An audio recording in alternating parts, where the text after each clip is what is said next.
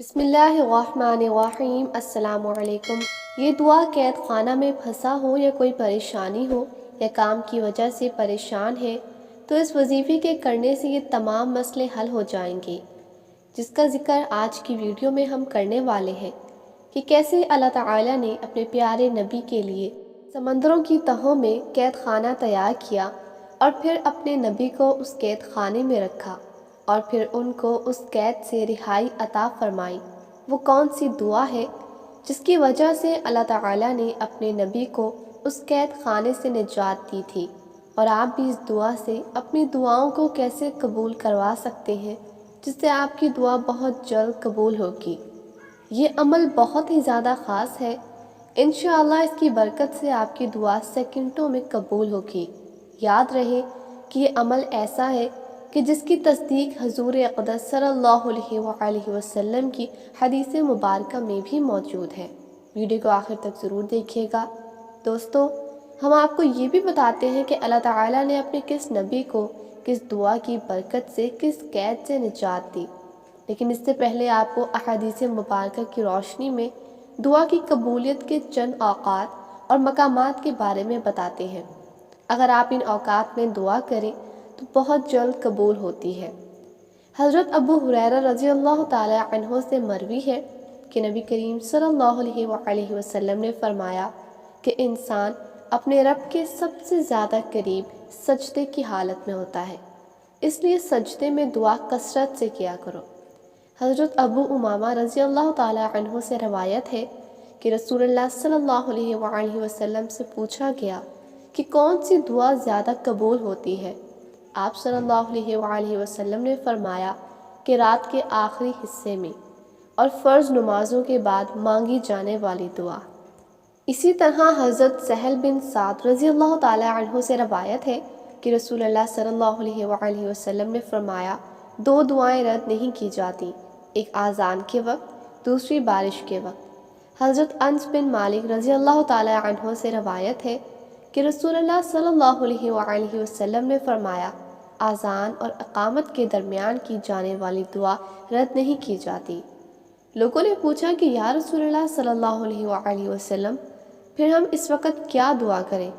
آپ صلی اللہ علیہ وآلہ وسلم نے فرمایا اللہ تعالیٰ سے دنیا اور آخرت کی عافیت مانگا کرو۔ دوستو، یہ بات کبھی بھی نہیں کہنی چاہیے کہ دعا قبول نہیں ہوتی، کیونکہ جو دعا دنیا میں قبول نہیں ہوتی اللہ تعالیٰ اس کے بدلے میں اجر عطا فرمائے گا۔ یہ تھے چند اوقات و مقامات جو دعا کی قبولیت کے لیے ہیں، تاکہ آپ کی دعا بہت جلد قبول ہو جائے۔ تو چلیے چلتے ہیں اپنے آج کی اصل موضوع کی جانب اور آپ کو بتاتے ہیں کہ ہم جس نبی کی بات کر رہے ہیں وہ نبی ہیں حضرت یونس علیہ السلام، اور جس دعا کا ہم آپ کو بتانے والے ہیں وہ دعا ہے دعائے یونس علیہ السلام، جسے آیت کریمہ بھی کہا جاتا ہے۔ یاد رہے کہ آیت کریمہ قرآن مجید کی سورۃ انبیاء کی مشہور آیت ہے۔ اللہ تعالیٰ کے نبی حضرت یونس علیہ السلام کا تذکرہ کرتے ہوئے ارشاد باری تعالیٰ ہے، اور مچھلی والے نبی یونس علیہ السلام کو یاد کیجیے جب وہ غصے کی حالت میں چل دیے اور خیال کیا کہ ہم اسے نہ پکڑ سکیں گے، بالآخر اس نے اندھیروں میں پکارا کہ الہی، تیرے سوا کوئی معبود برحق نہیں، تو پاک ہے، بے شک میں ہی خطا کاروں میں سے ہوں۔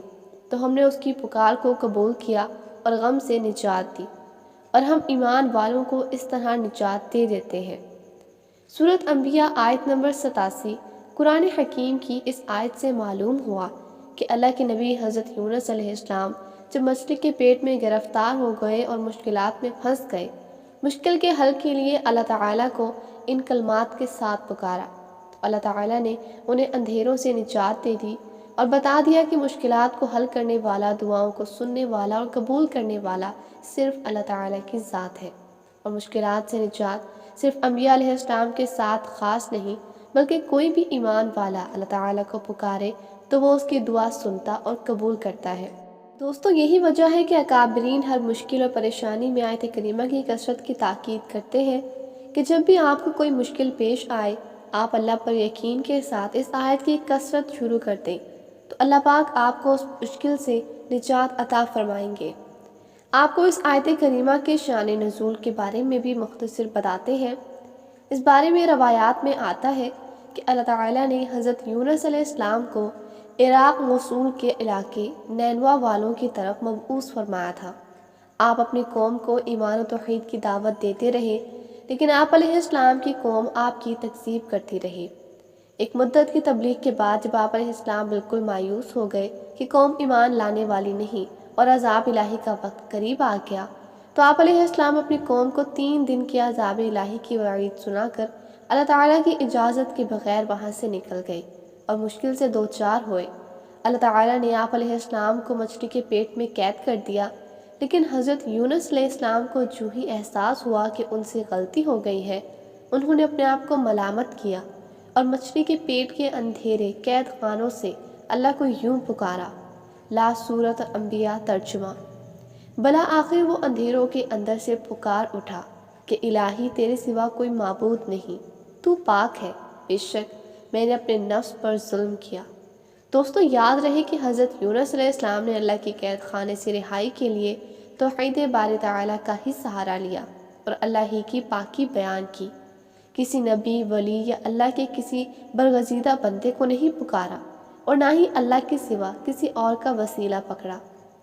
حضرت یونس علیہ السلام نے کہا لا الہ الا انت، یعنی جو کہ کلمہ توحید ہے، اور کہا یعنی سبحانک، جو کہ اللہ تعالیٰ کی تسبیح ہے۔ پھر انی کنت من الظالمین، اپنی غلطیوں کا اقرار ان الفاظ میں کیا کہ بے شک میں اپنے نفس پر ظلم کرنے والوں میں سے ہوں۔ اس جملے میں ان باتوں کا اعتراف ہے کہ اے اللہ، میں نے تیرے حکم کا انتظار نہ کر کے تیرا کچھ نہیں بگاڑا، اور مجھے اس قید خانے میں ڈال کر تو نے مجھ پر کوئی ظلم نہیں کیا، کیونکہ تو اس سے پاک ہے کہ کسی پر ظلم کرے۔ یہ تو ہم انسان ہی ہیں جو جلد باز ہیں، ناشکرے ہیں اور بے صبرے ہیں، اور اپنی ہی جان پر ظلم کرنے والے ہیں۔ تب ہمارے غفور الرحیم رب نے نہ صرف اپنے نبی کی دعا قبول کی اور انہیں غم قید سے نجات بخشی، بلکہ یہ بھی فرمایا کہ جو بھی مومن بندہ یہ دعا مانگے گا اسے نجات ملے گی۔ اور اسی وجہ سے رسول اللہ صلی اللہ علیہ وآلہ وسلم نے ارشاد فرمایا، یونس علیہ السلام کی وہ دعا جو انہوں نے مچھلی کے پیٹ کے اندر مانگی تھی، یعنی لا الہ الا انت سبحانک انی کنت من الظالمین، جو مسلمان اپنے کسی بھی مقصد کے لیے ان کلمات کے ساتھ دعا کرے گا، اللہ تعالیٰ اس دعا کو قبول فرمائیں گے۔ دوستو، یہ تھا ہمارا آج کا وظیفہ، جس کی مدد سے آپ کی ہر دعا انشاءاللہ پوری ہوگی۔ اسی دعا کے بارے میں فرمایا یہ اسم اعظم بھی ہے، اس لیے جب بھی دعا مانگیں تو پہلے اس دعا کا ورد کریں اور اس کے بعد دعا مانگیں۔ انشاءاللہ دعا بہت جلد قبول ہوگی۔ یاد رہے کہ آیت کریمہ اپنے اندر بڑی برکات رکھتی ہے، اور اللہ تعالیٰ نے خود ارشاد فرمایا کہ جس طرح سے حضرت یونس علیہ السلام کی اللہ تعالیٰ نے مچھلی کے پیٹ میں مدد فرمائی، اس آیت کے وسیلے سے اللہ پاک مومنوں کی مشکلات اور پریشانیوں کو دور فرماتا رہے گا۔ اسی لیے ہمیں چاہیے کہ جب بھی کوئی مسئلہ ہو، چاہے مالی مسئلہ ہو یا چاہے گھریلو پریشانی ہو، چاہے کاروبار کا مسئلہ ہو یا پھر ملازمت کے حوالے سے کوئی پریشانی ہو جائے، تو انشاءاللہ اس دعا کی برکت سے ضرور کامیابی حاصل ہوگی۔ ویڈیو کو صدقہ جاریہ کی نیت سے ضرور شیئر